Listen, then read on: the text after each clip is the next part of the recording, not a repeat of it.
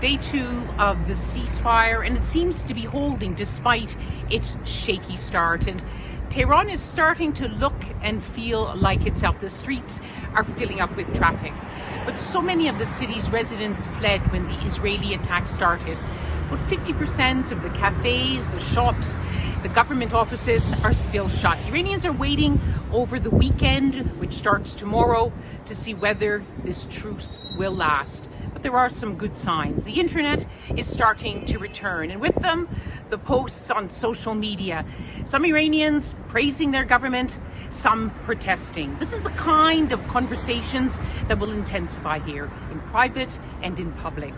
But what matters outside matters as well, especially in Washington with President Trump, across this region and far beyond. As relieved as Iranians are that there is a ceasefire, many are asking, how long will it last?